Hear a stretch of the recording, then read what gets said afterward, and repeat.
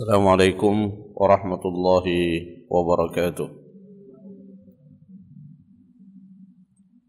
Alhamdulillahi rabbil alamin wal aqibatu lil muttaqin wala udwana illa 'alal zalimin. Asyhadu an la ilaha illallah wahdahu la syarika lah wa asyhadu anna Muhammadan abduhu wa rasuluh. Allahumma salli ala Muhammad wa ala alihi wa sahabatihi ومن سار على نهجه واهتدى بهديه واستنى بسنته إلى يوم القيامة. يا أيها الذين آمنوا اتقوا الله حق تقاته ولا تموتن إلا وأنتم مسلمون. اللهم علمنا بما ينفعنا وانفعنا بما علمتنا وزدنا علما وتوفيقا وألحقنا بالصالحين. أما بعد، Masyaral muslimin jamaah salat subuh rahimani wa rahimakumullah. Alhamdulillah, pada kesempatan ini kita kembali melanjutkan majelis ilmu kita pada penjelasan kitab Taisirul Karim Ar-Rahman fi Tafsir Kalamil Mannan. Dan alhamdulillah saat ini kita telah sampai di bagian akhir dari penjelasan ayat-ayat yang terdapat di dalam surat Adz-Dzariyat. Dan pada pertemuan yang sebelumnya kita sedang menjelaskan firman Allah Subhanahu wa taala, innallaha huwar razzaq dzul quwwatil matin. Ayat ini adalah ayat di mana Allah Subhanahu wa taala mengenalkan tentang dirinya, di mana Allah menyebutkan salah satu dari namanya yaitu Ar-Razzaq. Sesungguhnya Allah Subhanahu wa taala Ar-Razzaq, dan ini salah satu nama dari sekian nama-nama Allah Subhanahu wa taala yang terbaik. Dan setiap nama Allah Subhanahu wa taala itu menunjukkan sifatnya. Jadi ketika Allah Subhanahu wa taala memiliki nama Ar-Razzaq, maka itu berarti Allah Subhanahu wa taala adalah sumber rezeki yang memiliki banyak rezeki. Semua makhluk itu mendapatkan rezeki dari Allah Subhanahu wa taala. Dan itu yang disebutkan di dalam Al-Qur'an, wa ma min dabbatin fil ardi illa 'ala Allahi rizquha. Dan tidak ada makhluk yang melata di muka bumi ini kecuali telah dipenuhi rezekinya oleh Allah Subhanahu wa taala. Sehingga perkara rezeki itu adalah perkara yang pasti akan didapatkan oleh seluruh makhluknya dan tidak akan diwafatkan oleh Allah Subhanahu wa taala kecuali jika para makhluk tersebut telah mendapatkan semua jatah rezeki yang Allah telah tetapkan untuknya. Dan rezeki manusia itu tidak akan tertukar. Allah Subhanahu wa taala telah menetapkan jumlah rezeki yang akan kita dapatkan sepanjang kehidupan kita di dunia ini. Sehingga bagi seorang mukmin yang mengimani, meyakini Allah adalah Ar-Razzaq, maka dia tidak akan khawatir dengan keadaan dirinya berkaitan dengan permasalahan-permasalahan yang menyangkut pemenuhan kebutuhannya di dunia.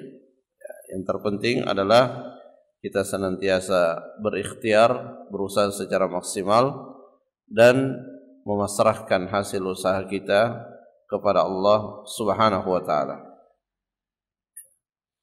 Dzul quwwatil matin, pemilik kekuatan. Dan semua kekuatan itu adalah dari Allah Subhanahu wa taala. Jadi apapun yang dimiliki oleh makhluknya berupa kekuatan, maka itu adalah milik Allah Subhanahu wa taala. Allah yang Maha Kuat, Allah yang berkuasa atas segala sesuatunya. Itulah sebabnya sering kita dapatkan di dalam Al-Qur'an ayat-ayat yang diakhiri dengan innallaha ala kulli syai'in qadir. Sungguhnya Allah Subhanahu wa taala berkuasa atas segala sesuatu.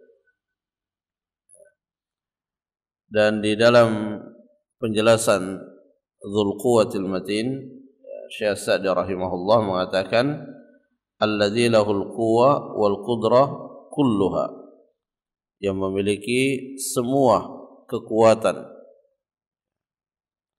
alladzi awjada bihal ajram al azima as-sufliyah wal alawiyah wal uluwiyah, ya, di mana dengan kekuatan Allah Subhanahu wa taala Allah mampu menciptakan segala makhluk dari yang kecil sampai yang besar, baik yang berada di bagian teratas daripada alam ini ataupun yang berada di bagian terbawah daripada alam ini. Jadi semuanya diciptakan oleh Allah Subhanahu wa taala. Dan di antara yang kita imani dari penjelasan tentang Allah Subhanahu wa taala Dzul Quwwatil Matin, ya, di mana wala yu'jizuhu harib wala yakhruju an sultanihi ahad. Jadi tidak ada yang bisa berlari, ya, dari ketentuan dan ketetapan Allah Subhanahu wa taala. Tidak ada yang keluar dari kekuasaan Allah Subhanahu wa taala. Semuanya dalam pantauan dan pengaturan Allah Subhanahu wa taala. Dan ini semua tentunya menjadikan seseorang semakin memurnikan ibadahnya hanya kepada Allah Subhanahu wa taala, menjauhi segala bentuk kesyirikan, karena tidak ada makhluk yang menyerupai Allah Subhanahu wa taala dalam segala hal yang menjadi kekhususan Allah Subhanahu wa taala. Kemudian kita lanjutkan pada ayat yang berikutnya, ayat yang ke-59 sampai ayat yang ke-60. Fa inna lil ladzina zalamu dzanuban mithla dzanubi ashabihim fala yasta'jilun. Fa wailul lil ladzina kafaru min yaumihimul ladzi yu'adun. Ya, di sini di dua ayat ini Allah Subhanahu wa taala mengakhiri surah Az-Zariyat dengan menjelaskan ancaman yang Allah Subhanahu wa taala tujukan kepada orang-orang yang melakukan kezaliman.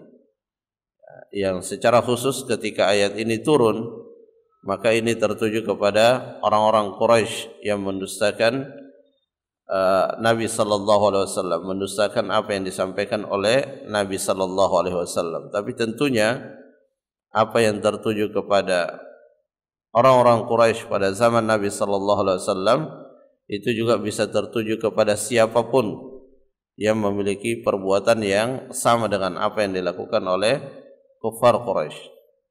Karenanya di ayat ini disebutkan fa inna lil ladzina zalamu, maka sesungguhnya bagi orang-orang yang melakukan kezaliman,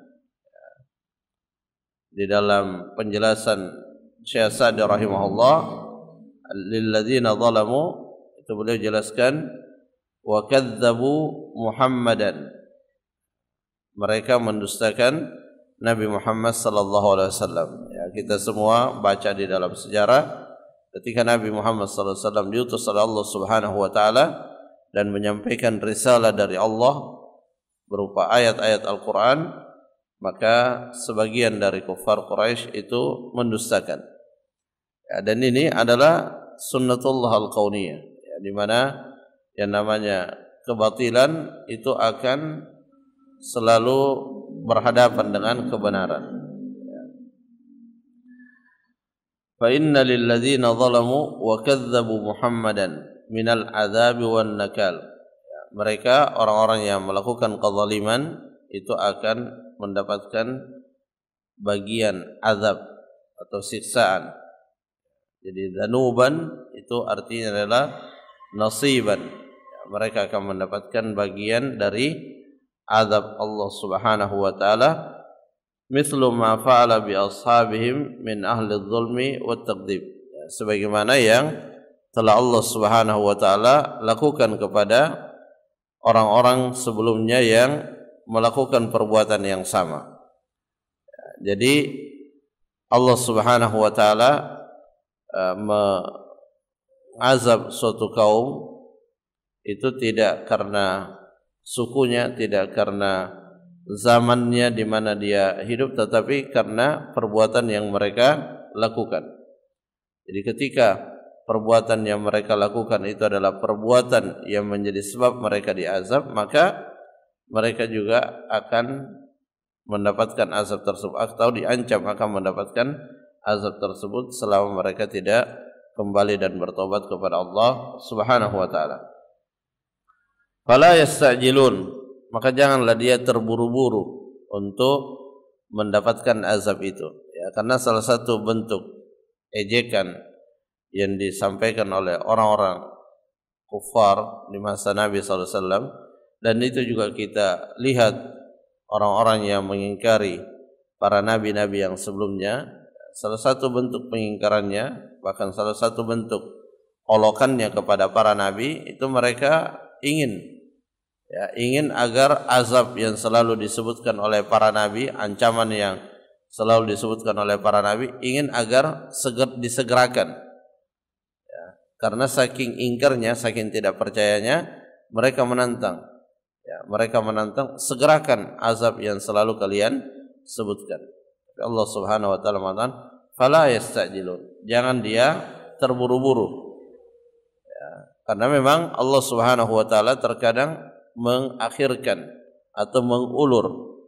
Ya, jadi orang melakukan kezaliman, seorang melakukan perbuatan dosa, tidak seketika itu juga diazab oleh Allah Subhanahu wa taala, tetapi terkadang Allah Subhanahu wa taala mengulur. Bisa seseorang itu diulur dengan harapan dia bisa kembali dan bertobat. Bisa juga seorang itu diulur, ditangguhkan azab dan siksaannya agar mereka semakin sempurna di dalam melakukan keburukan, sehingga azab yang mereka dapatkan juga adalah azab yang sempurna. Ini fala yasta'jilun, janganlah mereka itu terburu-buru bil azab, dengan siksaan. Jangan mengatakan segera datangkan siksaan. Fa inna sunnatallahi fil umami wahidatun.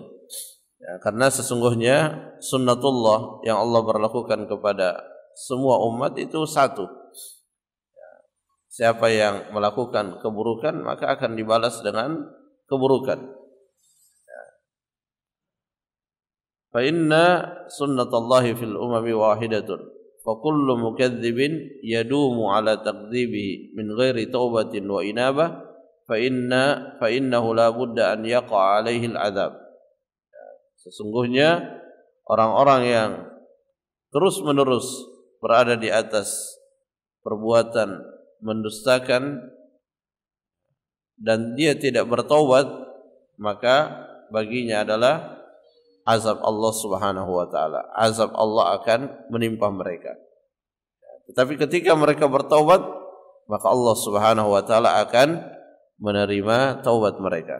Ya, karena Allah Subhanahu wa taala sebagaimana dalam hadis qudsi dalam Sahih Bukhari sebutkan, inna rahmati sabaqat ghadabi. Sungguhnya rahmatku itu mengalahkan kemurkaanku. Ya, dan inilah yang menjadi alasan dan dasar bahwa tidak boleh ada di antara manusia yang berputus asa dari rahmat Allah Subhanahu wa taala. Seberat apapun dosa yang telah ia lakukan, sebanyak apapun dosa yang telah ia lakukan, maka jangan pernah berputus asa dari rahmat Allah Subhanahu wa taala. Di dalam hadis qudsi yang lain, Allah Subhanahu wa taala juga menyatakan, sekiranya hambaku datang dengan dosa yang sebanyak buih di lautan, maka aku akan menyambutnya, aku akan mendatanginya dengan ampunan yang melebihi daripada itu.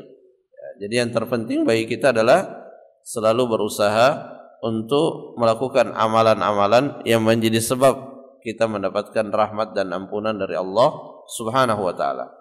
Ya, karena di antara nasihat para salaf itu mereka menyampaikan bahwa janganlah seseorang memasuki waktu pagi dan sorenya kecuali dalam keadaan bertaubat kepada Allah Subhanahu wa taala. Kenapa? Karena tidak ada yang mengetahui kapan malaikat maut menjemputnya, apakah di pagi hari atau di sore hari. Tetapi ketika kita terbiasa untuk selalu bertobat di pagi hari dan di sore hari, maka kapanpun Allah mewafatkan kita, maka insya Allah kita diwafatkan dalam keadaan bertobat dan selalu memohon ampun kepada Allah Subhanahu wa taala. Ya, dan tidak ada di antara manusia, di antara kaum muslimin, bahkan orang yang sangat soleh sekalipun, tetap butuh kepada yang namanya memohon ampun kepada Allah Subhanahu wa taala. Itulah sebabnya kenapa Nabi sallallahu alaihi wasallam mencontohkan kepada kita. Beliau banyak beristighfar. Ya, beliau beribadah dengan sungguh-sungguh, padahal dosa sudah diampuni, surga sudah dijamin untuk beliau, tetapi beliau tetap sungguh-sungguh dalam ibadah, sungguh-sungguh dalam mohon ampun kepada Allah Subhanahu wa taala. Itu semua beliau lakukan tidak lain agar dicontoh oleh segenap umatnya. Ya, bahwa tidak ada kata untuk kemudian merasa sudah berada di titik aman. Ya, selama kita masih berada di dunia, maka kita masih berada di titik yang rawan. Ya, meskipun mungkin dalam sehari-hari kita telah melakukan kebaikan, menunaikan rukun Islam, ya, naik haji, berkurban dan seterusnya, itu semua tidak menjadikan seseorang untuk sudah merasa aman dari hal-hal yang bisa menyengsarakannya di akhirat. Ya, kita terus waspada, karena memang ya selama kita masih berada di muka bumi ini, maka tetap berlaku ayat yang mengisahkan tentang pernyataan daripada iblis ketika dikeluarkan dari surga, "Tsumma la'atiyannahum min baini aydihim wa min khalfihim wa an aymanihim wa an syama'ilihim wa la tajidu aktsarahum syakirin." Ya, iblis berjanji akan selalu mendatangi anak keturunan Adam untuk ia goda, baik itu dari arah kanan, dari arah kiri, dari arah belakang, demikian pula dari arah depan. Jadi dari segala arah setan berusaha menggelincirkan kita di dalam keburukan. Terlebih lagi di dalam diri setiap manusia itu ada namanya hawa nafsu, yang salah satu karakternya itu adalah ammaratum bisu, sangat gigih untuk menjerumuskan manusia ke dalam keburukan, sangat gigih untuk menyuruh manusia untuk melakukan keburukan. Nah, ketika godaan setan itu bertemu dengan kehendak hawa nafsu, maka disitulah yang menjadikan manusia terkadang tergelincir di dalam keburukan. Itulah sebabnya Allah Subhanahu wa taala berulang kali di dalam Al-Quran memerintahkan kepada kita untuk bertobat, karena ada saja kekeliruan yang kita lakukan, ada saja kesalahan yang kita lakukan. Kemudian di ayat yang terakhir, fawailul lil ladzina kafaru mi yaumihimul ladzi yu'adun.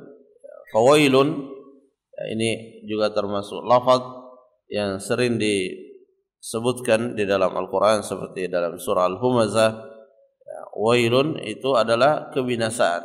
Ada juga yang menafsirkan wailun itu adalah salah satu nama lembah di neraka Jahannam. Yang pasti ketika ada wail itu berarti ancaman. Dan setiap ancaman di dalam Al-Quran itu bertujuan untuk memunculkan dan mengeksiskan rasa takut kita kepada Allah, rasa takut kita kepada azab Allah Subhanahu wa taala. Jadi Nabi sallallahu alaihi wasallam ketika menyampaikan agama yang mulia ini, itu ada dua secara garis besar yang beliau sampaikan. Beliau menyampaikan kabar gembira, diceritakan tentang surga, balasan atas perbuatan-perbuatan yang baik. Kemudian beliau juga menyampaikan tentang neraka. Ya, beliau sampaikan tentang neraka itu agar, jadi ketika disampaikan tentang surga, tidak lain agar tumbuh rasa harap kita, ya, rasa berharap kita terhadap surga. Ketika disampaikan tentang neraka itu agar tumbuh rasa takut kita kepada neraka. Nah, orang yang berharap sesuatu, maka tentu dia akan menempuh sebab-sebab yang bisa menjadi sebab dia mendapatkan apa yang dia harapkan. Itulah sebabnya kenapa Allah Subhanahu wa taala mengutus seorang rasul menurunkan kitab. Tujuannya apa? Untuk menjadi referensi bagi setiap manusia yang memiliki harapan untuk masuk ke surga. Ya, kemana dia mencari tahu jalan ke surga? Ke Al-Quran, ke sunnah Nabi sallallahu alaihi wasallam dengan pemahaman dan penafsiran yang telah dipahami oleh Nabi dan para sahabatnya, oleh para tabi'in, oleh para salafun as-salih. Ya, demikian pula sebaliknya, ketika disebutkan ancaman neraka dan siksaan yang ada di dalamnya, maka untuk menghidupkan rasa takut di dalam diri kita, di mana ketika seorang takut terhadap sesuatu, maka dia akan berusaha melakukan atau menempuh langkah-langkah yang bisa menghindarkan dirinya dan menjauhkan dirinya dari apa yang dia takuti.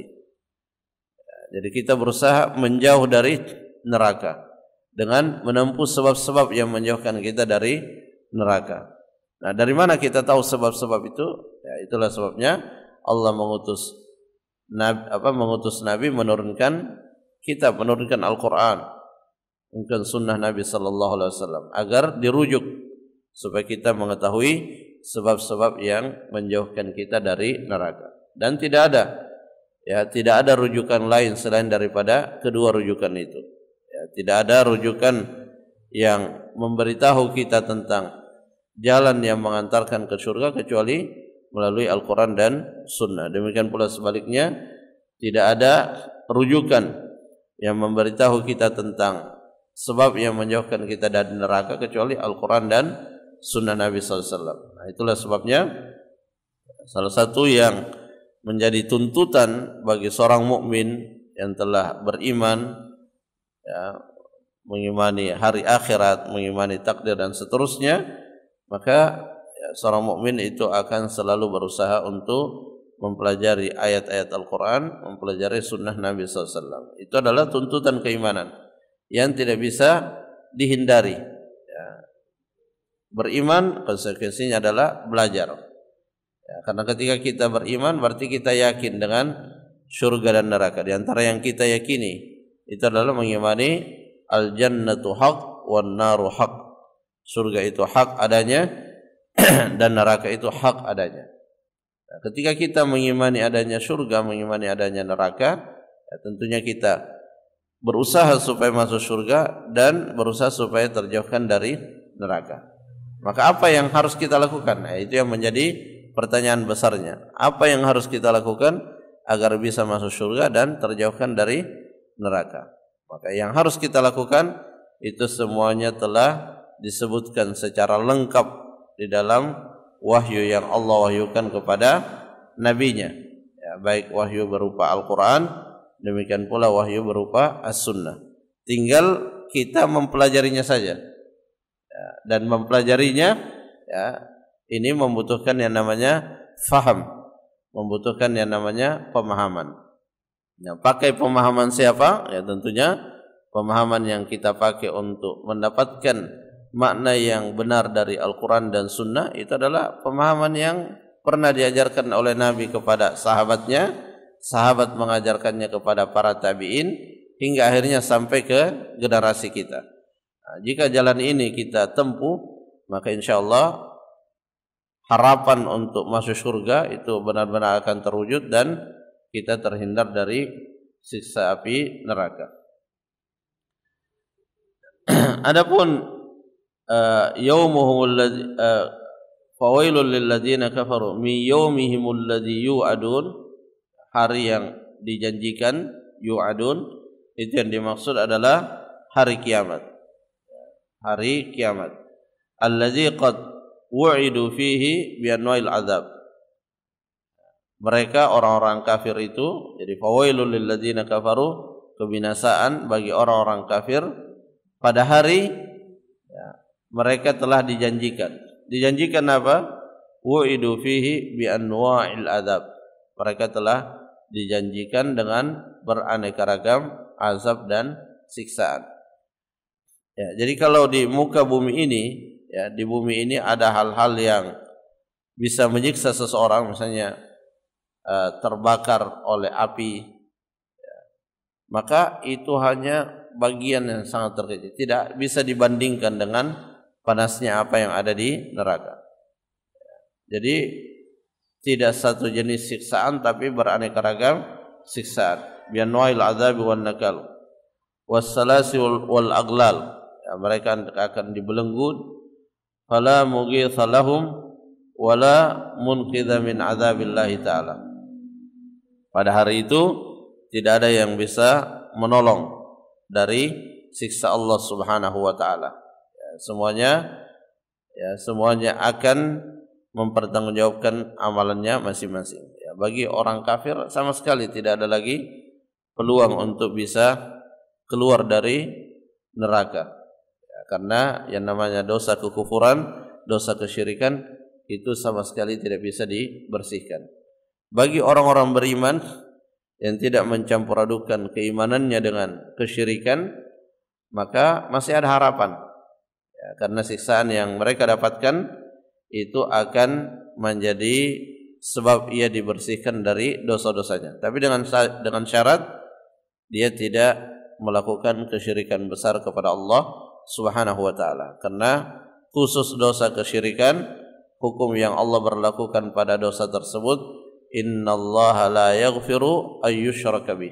Sungguhnya Allah Subhanahu wa taala tidak mengampuni dosa syirik. Artinya jika orang tersebut meninggal dalam keadaan belum sempat bertobat dari dosa itu. Adapun ketika masih di dunia, maka masih bisa diampuni. Ya, ayat yang berlaku dalam kehidupan di dunia berkaitan dengan dosa itu ayat di dalam surah Az-Zumar. Innallaha yaghfirudz dzunuba jami'a. Sungguhnya Allah mengampuni semua dosa.